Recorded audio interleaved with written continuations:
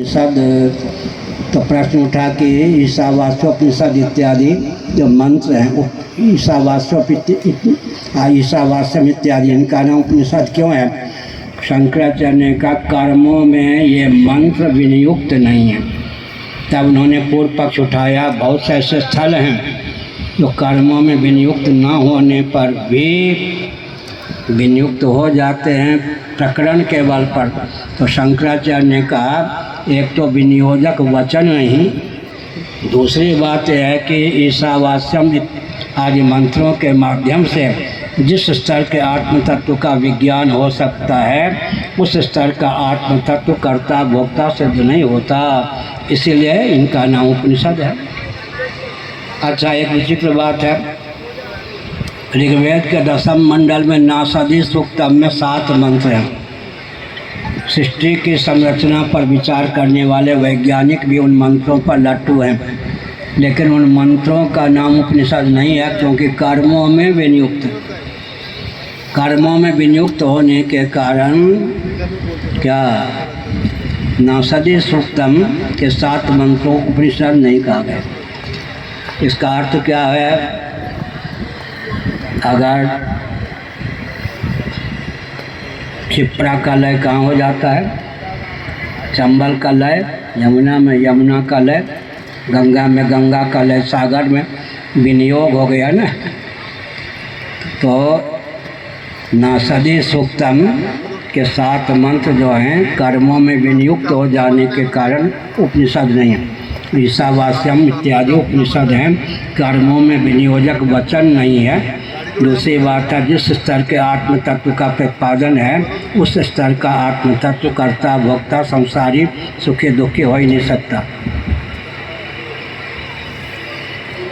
और गुरुदेव किसी चरणों में सादर प्रणाम।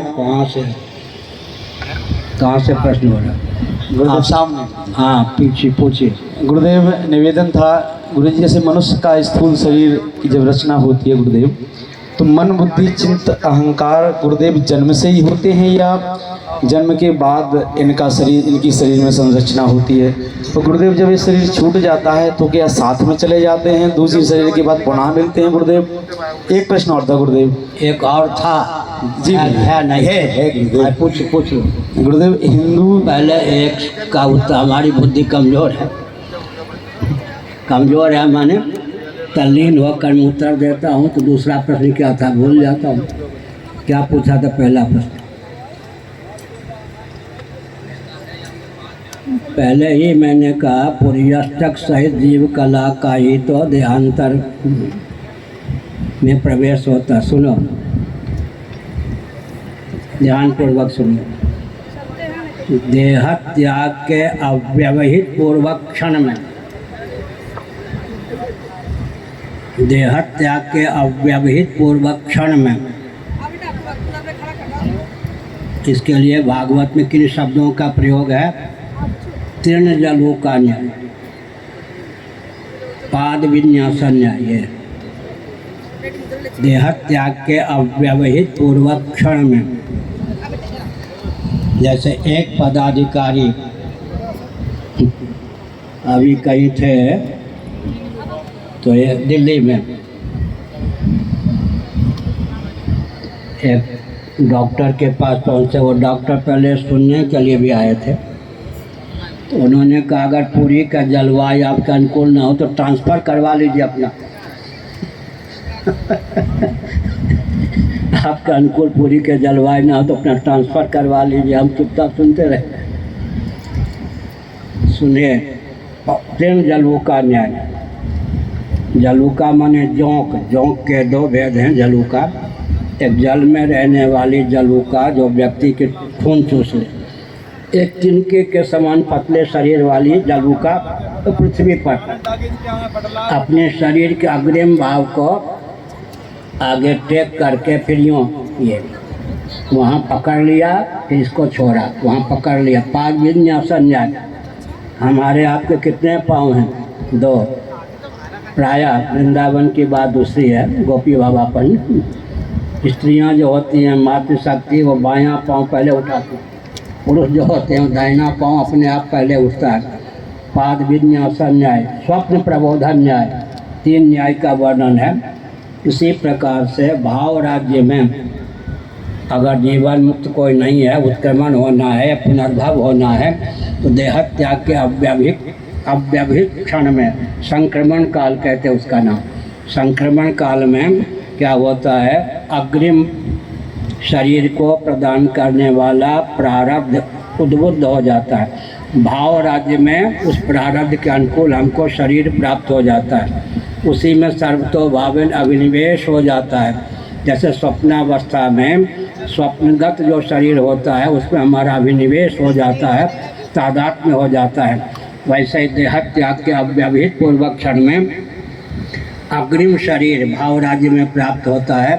इस शरीर का विस्मरण हो जाता है, सर्वतोभावेन शरीर में तादात्म्यापत्ति हो जाती है, और फिर इस शरीर में रहने योग्य प्रारब्ध न रहने के कारण यह शरीर मुर्दा हो जाता है।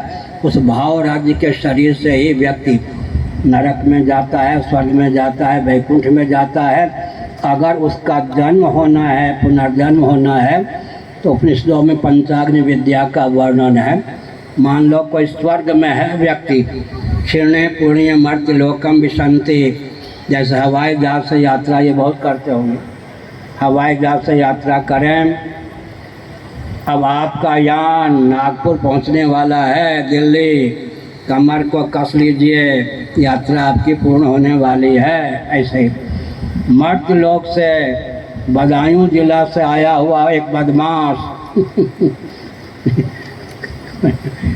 नरक की अवधि पूर्ण हो गई, या अमुक जिला से स्वर्गाश्रम से आया हुआ व्यक्ति स्वर्ग में रहने की आयु पूर्ण हो गई, अपने शरीर को थाम ले। अब मर्त्य लोक में कुछ लोग कहते कर्म शेष के बल पर जन्म होता है ना, नया प्रारब्ध जुड़ता है उसके बल पर जन्म होता, कर्म शेष के बल पर नहीं। कर्म शेष के बल पर जन्म नहीं होता, शंकराचार्य ने खंडन किया। नया प्रारब्ध जुड़ गया, उसमें सर्वतोभावेन भाव राज्य में जो शरीर मिला उसमें तादात्म्यापत्ति हो गई, शरीर छूट गया। उसी शरीर से व्यक्ति नरक में जाएगा, स्वर्ग में जाएगा, वैकुंठ में जाएगा। अगर स्वर्ग में पहुंच गया, अपने क्षय हो गया, देववाणी होती है, अमुक जगह से आया हुआ अमुक व्यक्ति, आपके पुण्य की पूंजी समाप्त हो गई, आप अपने शरीर को, धैर्य को थामिए, अब मर्त्य लोक में आप जाने वाले हैं।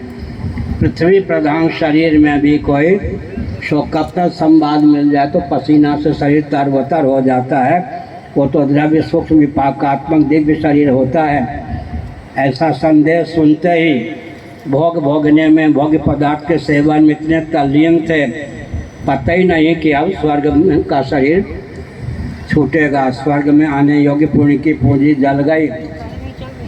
तब वो फिर शोक के कारण वाष्प बन जाता है, वाष्प के कारण मेघमंडल, फिर होते होते पंचाग्नि विद्या वर्षा, फिर अन्न, फिर पिता से तादात्म्यपन होता, फिर माता से तादात्म्यपन। अन्न अग्नि क्यों कहा? वैराग्य के लिए। ये बादल भी अग्नि है, वर्षा भी अग्नि है, अन्न भी अग्नि है, पिता भी अग्नि है, माता भी अग्नि है। 5 भट्ठी में झोंका जाने पर व्यक्ति को फिर शरीर मिलता है। वैराग्य के लिए इनको 5 पंचाग्नि कहा गया।